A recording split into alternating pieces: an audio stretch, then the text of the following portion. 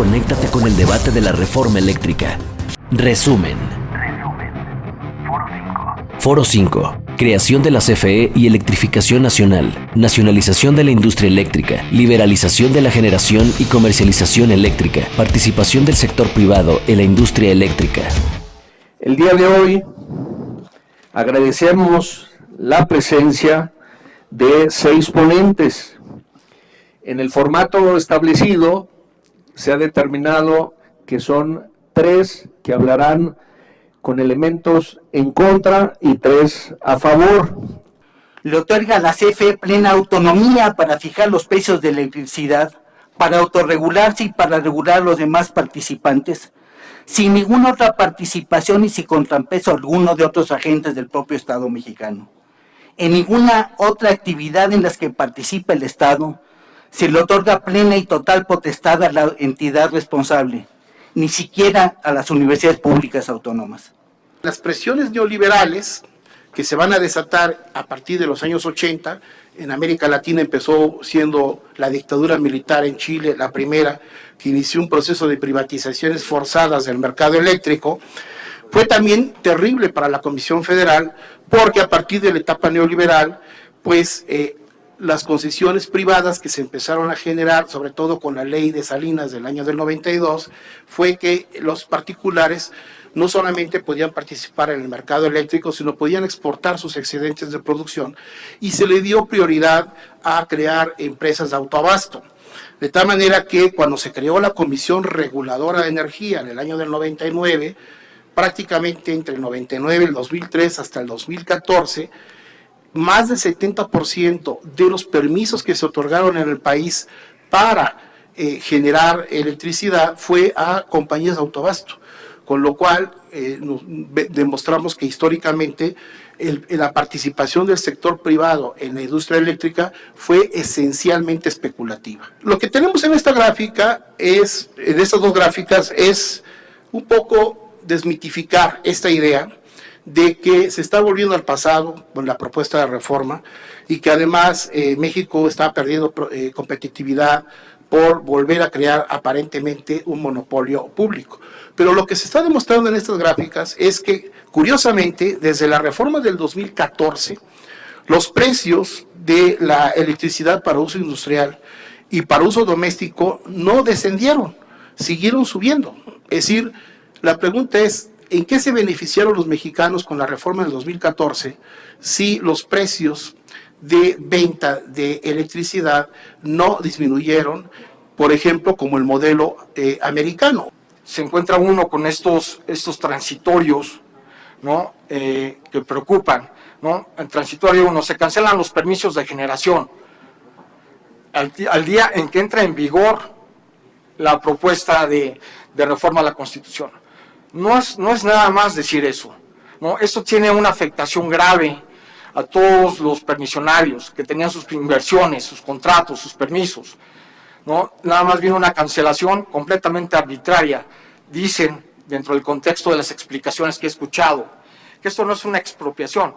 Y si uno va a la literalidad, puede ser que no se entienda como una expropiación, pero es una expropiación de facto, porque si se cancelan los permisos de generación, ¿dónde quedó el Estado de Derecho? ¿Dónde han quedado mis derechos adquiridos? Mi permiso se otorgó conforme a la ley.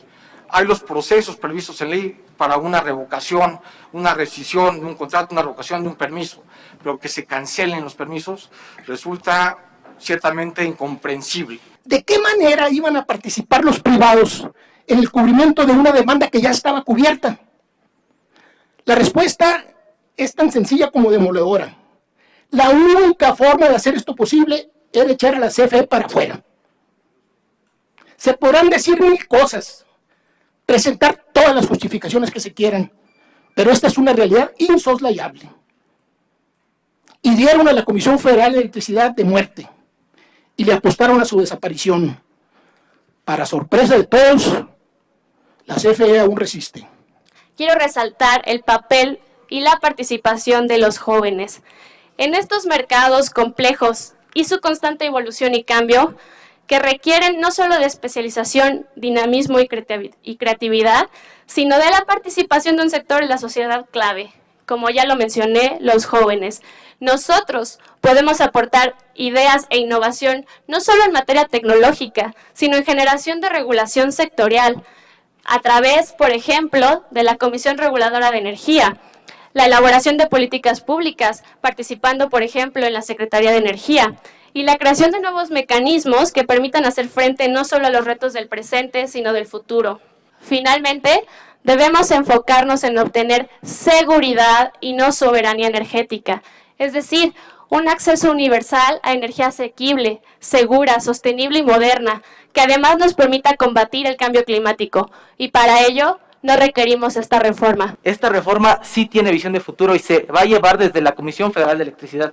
Y la Comisión Federal de Electricidad no es un órgano aislado de la sociedad, es parte del Estado mexicano. La transición energética va a estar orientada desde la Comisión Federal de Electricidad y está en la reforma. Como joven y como padre de familia, yo me siento muy orgulloso de la reforma que está impulsando el presidente, con jubilados de la Comisión Federal de Electricidad y académicos destacados, no con funcionarios que trabajaron en un momento que el país quiere olvidar, ese momento del neoliberalismo que tanto daño no nos ha hecho nada más a nosotros. Tienen que aceptar que la red de transmisión y distribución que son de Comisión Federal, pero que han sido administradas por los consorcios privados a través de estos órganos reguladores, pues tienen que cubrir los costos de lo que significa conectarse a una red de transmisión y de distribución, porque lo que está pasando hasta ahora es que estas líneas son de Comisión Federal, pero se administran por los privados. Se trata de hacerles entender que el servicio público de electricidad no es una commodity cualquiera, es un servicio estratégico, es un derecho humano hoy para toda la población. En un país con tantas desigualdades, un país con tantas diferencias salariales, no podemos darnos el lujo de dejar el mercado eléctrico en manos del mercado. Entonces, tiene que haber un mecanismo de regulación. Obviamente va a tener que haber ajustes, seguramente va a haber indemnizaciones a contratos que se van a cancelar, eso se tendrá que negociar en los comités que se estipulen para el caso, pero estos son los paradigmas de los que va a partir la reforma constitucional. La participación de los privados en las tareas de rescate después de las es cero, no existe pues, es nula pues. O sea, cuando un temblor, un huracán llega a algún lado, la comisión se empieza a preparar, la Comisión Federal de Electricidad en exclusiva se empieza a preparar de antes, a mover trabajadores, a llevar recursos, a llevar cables, a llevar torres, La comisión se encarga del asunto, no participan en nada. En primer lugar, CFE no va a desaparecer. En segundo lugar, CFE es la que proporciona el servicio de alumbrado público que se cobra a través de los municipios. Aquí los privados no tienen intervención, no tienen la facultad de cobrar ese servicio, salvo que sea el caso de que alguno de los municipios haya decidido ser un usuario calificado, tenga contratado a un suministrador calificado, y en ese caso lo hizo para obtener mejores precios o mejores condiciones para el servicio del alumbrado público.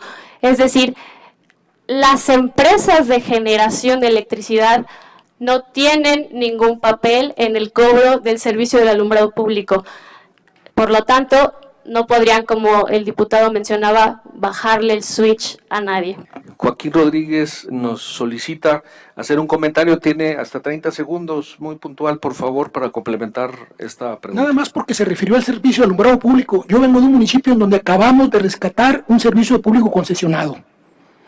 Y el servicio se le pagaba a la compañía 14 millones de pesos mensuales, un servicio que a nosotros nos costaba 2. Las ventajas, creo que las resumí muy rápido, han sido que el Estado mexicano históricamente ha logrado consolidar el servicio público de electricidad como un servicio estratégico. De hecho, está todavía en la Constitución, a pesar de la reforma del 2014, está en la Constitución, artículo 27 constitucional, que el servicio público de electricidad es un servicio estratégico. Eso ha sido una gran ventaja porque le ha permitido al Estado mexicano en el largo plazo tratar de tener una cobertura del sistema eléctrico nacional cercano al 100%. Repito, en un país con tantas desigualdades, con tanta pobreza acumulada históricamente, el Estado mexicano ha sido el único órgano garante de que la electrificación permita sacar de situaciones de alta marginación a grandes sectores de la población marginal del país. Ahora bien, ¿cuáles han sido las desventajas?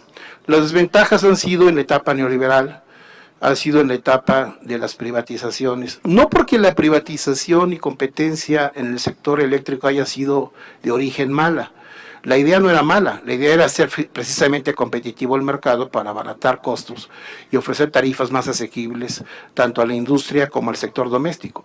El problema fue que el Estado neoliberal se corrompió, fue un Estado absolutamente corrupto, entreguista y apátrida, que decidió entregarle las negociaciones y los contratos a empresas transnacionales, que esas sí son monopólicas.